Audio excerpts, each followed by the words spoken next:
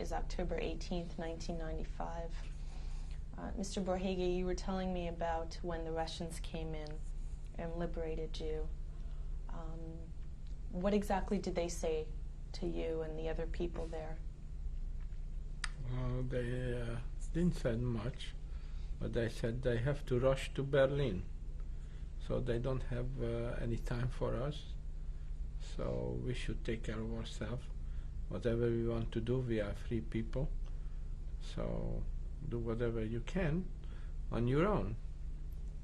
And as I previously mentioned, they had some trains there from Hungary full of merchandise and food from Hungary, and among them was some wheelbarrows.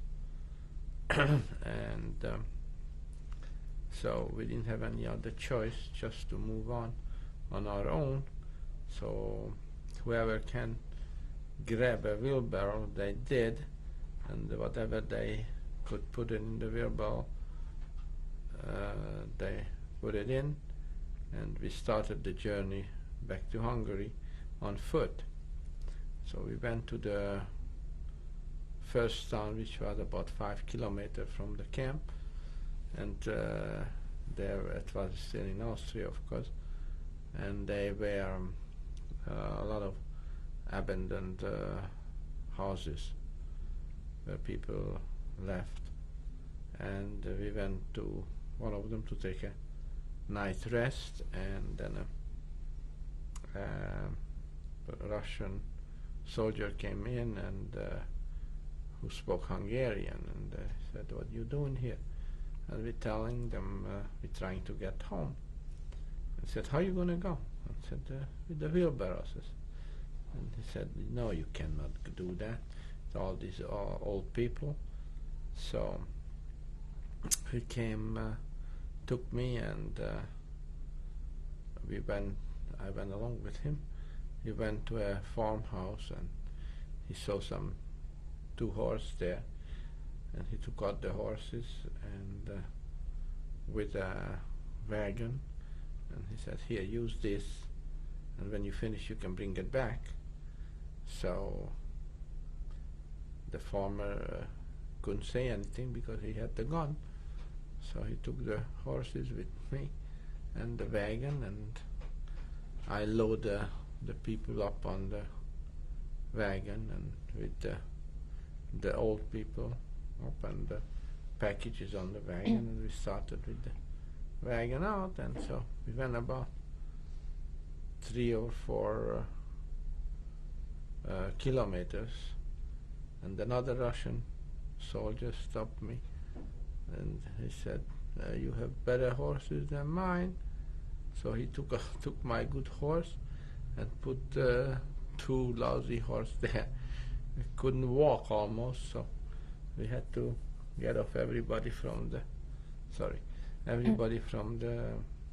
wagon, and we only let the package stay in the wagon that was able to pull the horses. So it took us about good 2 days to get to Bratislava, and then from there on there were rails to go to Hungary. Of course it was a chaos there yet. The war just was over, the front just passed there, so it was nothing regular. So, but occasionally 1 or 2 train went to Hungary, and from there on we went on the rail, and the rail took us to Hungary. You didn't have to buy a ticket because it was nothing available, and we just used a freight train to get to Hungary. Took us about regularly would take you about 3 hours to get to Budapest. Took about a day and a half get to Budapest. With Why the did it take train. so long? Because most of the time we were standing and not moving, because the Russian trains were the first who had to use the rail. And if the Russian trains, the military trains, weren't coming, then we were able to use the rails. And that's most of the time the Russians took the rails, and we were standing. But for a couple hours each time we were able to move a little bit. And that's how we got to Budapest, and we pulled into the main railroad station in Budapest, and a few people from my hometown recognized us. Among them was one of our chauffeurs, and he said, "Oh, good to see you, and let me put your mother and your grandmother into the train, and you come up to the top of the train with me." So I said, "Your father is home already about 5 or 6 months, and he's a wealthy merchant again." So I went with him to the top of the train, and that's where we traveled about regularly hour and a half rail times. We traveled about 7 or 8 hours because it was so slow, and also it was the military transport was first, and then the regular trains. And I traveled about 30-40 miles on the top of the train. Then somebody got off the train, and I was able to join my grandmother and mother inside the train. So when we got to our town station, I called in to the house, and somebody, one of the workers, picked up the phone and said, "Oh, we didn't know you were coming." Said, "I couldn't call you," but said, "Your father is not home. We went to Budapest, try to meet you, but we just crossed each other." So they sent for us a wagon, and they took us home. So that time my father, a day later, heard we were home, so he came home. Mm-hmm. Where had he been? He was in business on Budapest. Mm-hmm. So, but during the war, you said no. He was liberated in January, mm-hmm. Okay. And that was in early May, late April. Mm-hmm. And he was home already 4 or 5 months. And before he was liberated, where was he? He was working in a bakery, a large bakery in Budapest. Mm-hmm. Before he was liberated. Yeah. Yeah. Then with Christian papers, he was able to get a job there, and mm-hmm. he was working there. Do you know the name that he used? Yes. It's a hard name, but I try to tell you. Bátor Falusi László. Mm-hmm. It's a very, not a typical, but a very, very Hungarian name. And he really didn't look Jewish, and he passed very well. And he wear boots like the Hungarian, that time the Hungarian army officers, and he passed very well. So numerous times he was stopped by the Nazis and asked for the papers, but they were satisfied with his looks and his military. Good-looking, he was a good-looking man, 6 foot tall, very good-looking man, so didn't bother.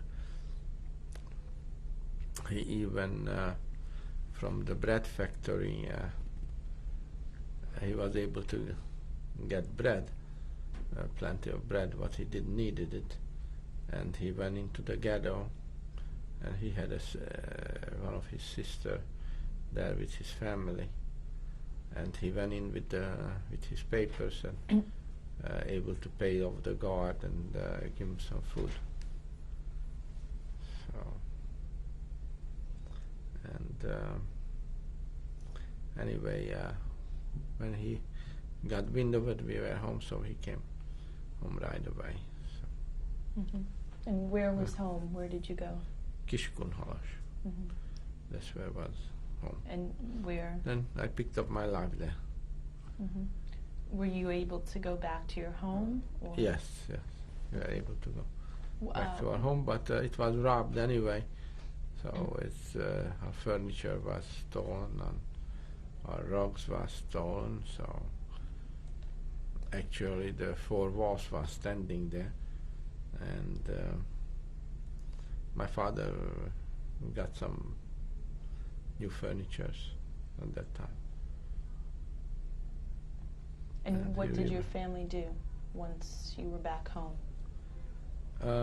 My father was in business already at that time with his partner. They already was shipping wine, and they were making brandy. They rented the brandy factory, and they exclusively for them, they were just making brandy from wine. And that was a very, very lucrative business at that time, because the Russian likes the brandy, so they bought any quantity what they can produce, and they shipped a lot of them up to Budapest, and so is wines and brandy, and they made good money at that time. How long did your family stay in Kiskunhalas? The family stayed in Kiskunhalas in 1948, I think 1948. And then the communists took over the government, and they nationalized all the businesses, among them my father's business also. And then the so-called was discriminated against as a Jew before, now he was discriminated against as a capitalist. So we couldn't stay in town because everybody knew us as a capitalist. So my father bought a co-op apartment in Budapest in 1949, and we all went up to Budapest living there, because among 1.5 million people, much more easier to disappear than in a small town like 40,000-50,000 people. So that's what happened. So we moved up to Budapest, and my mother got a job, my father got a job, and I went to school. Mm-hmm. Where did you go to school?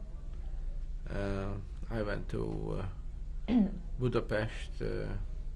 I couldn't go to a regular school because that time, if your father was a capitalist, you couldn't go to a regular school. So I went to a trade school, and I learned the trade there, and I was there about 1.5 years in that school. Do you remember the name of it? It was not particular name of that. And then I went to a factory to work there, trained as a fine mechanic. And I was called into the Air Force in 1953. And I was in the Air Force until the revolution, and I escaped in 1956 in December. And then I went back to Vienna, and I was waiting for my American entry visa, which took us about 3 or 4 months to get. Were you there on your own, or did you go with your family? No, I was on my own. And your family stayed? Well, my family stayed in Budapest. Why did you escape? Why? Yeah. I didn't want to live under the communist area anymore. So the first chance I got, I wanted to get out. So I successfully did. And I had some relatives here who took me in when I arrived. And I lived with them about 6 to 8 months. And then I went on my own. When did you arrive in the United States? In 1957, April 20-something. And I never left. I mean, except for vacations, of course. So. Did you marry? Yeah, I met my wife in 57 December, 58 January, I think in 58 January.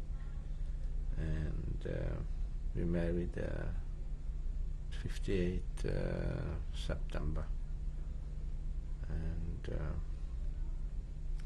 then started our lives together.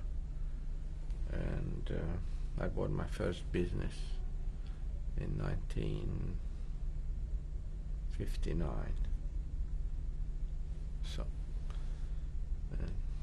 And what have you done while you've been in the United States for work? I had a stationery stores the first 4 or 5 years. Then I changed it to dry cleaning stores. And I stayed in that business about 25 years. And then I sold those, then I went into real estate. And I still part-time working in real estate. Do you have children, grandchildren? I have 2 children. They all grew up. Since my son is 30 years old, he is an electric engineer working as a software consultant, and he's in Boston. He's a director of the company. And my daughter, who is married, he is in Cherry Hills, working there, waiting until his husband finish on law school. What are their names? George and Julie.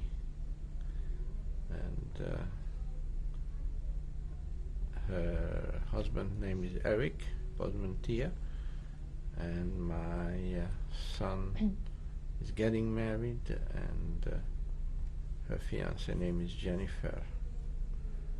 And hopefully soon they're going to get married in May 96. Have you been involved in Jewish life at all since you've been here, or other organizations? Yes, I was involved in Hillcrest Jewish Center. I belonged there when my kids were small, and they went to Hebrew school there, and they attended day camps, both of them there, and I got a Jewish education, not a very thorough one, but a good Jewish education.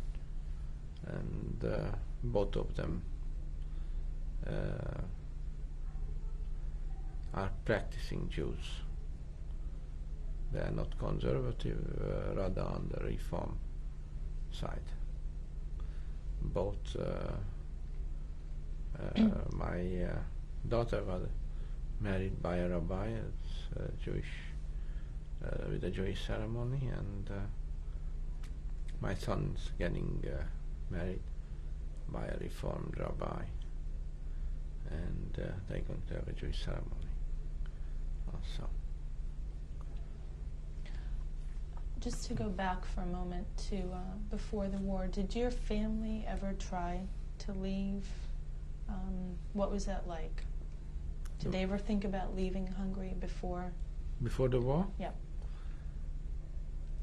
I don't think so. I don't think so. They were comfortable in Hungary, and nobody thought, at least 98% of the Jews didn't thought they going to have any problems. So they didn't intend to leave the country, unfortunately for me. So, but only after the communist takeover we were wanted to leave, but then you couldn't.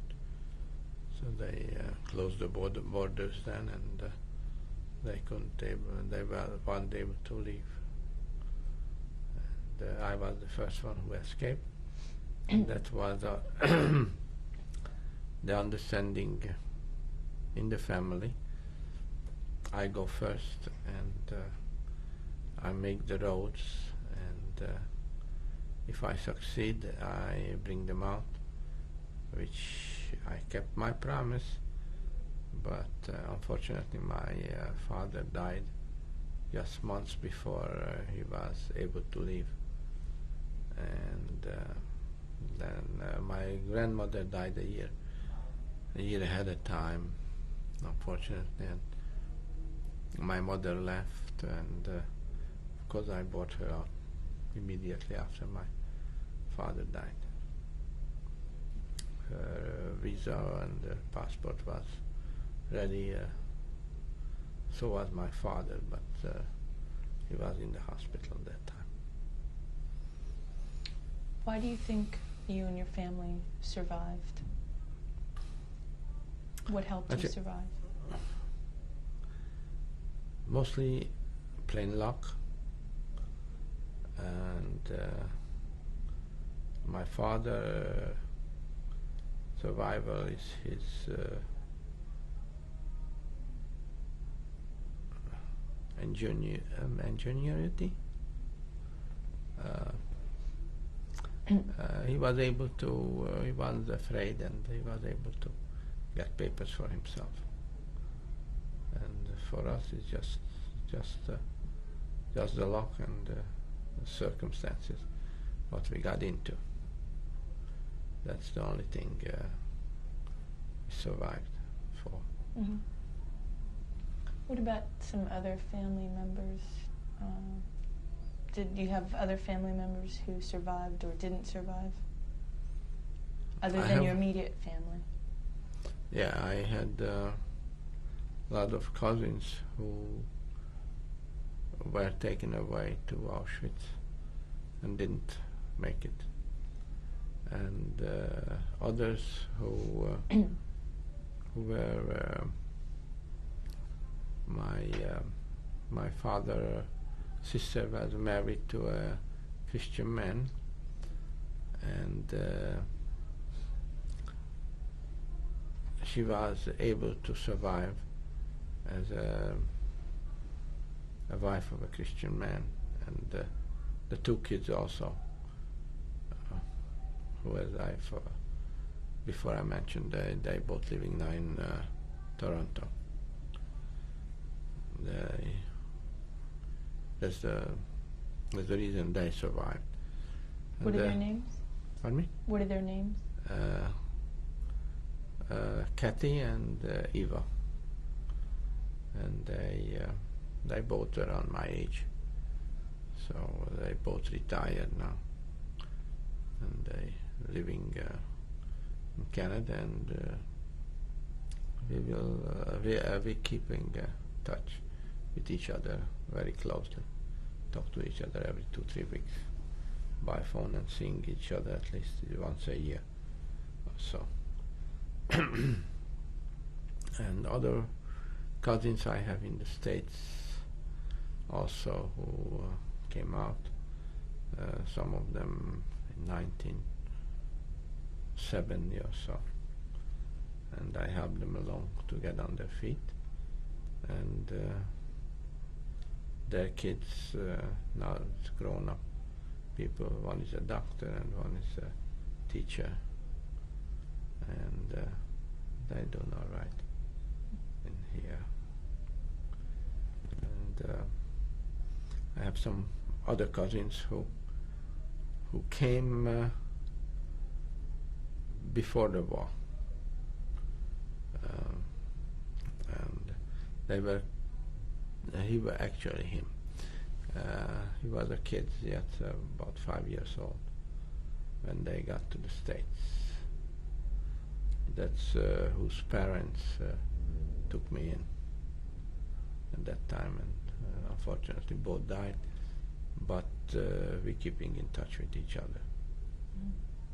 He was an only child, and I'm an only child, and my aunt sort of wanted us to keep in close touch with each other, and we do. What's his name? Robert Eddy. Mm-hmm. Is there any particular message or statement that you would like to make based on your experience? Yes, I like to leave that to the generation to become, don't let themselves taken away, and don't forget they are Jewish, and to be proud of it.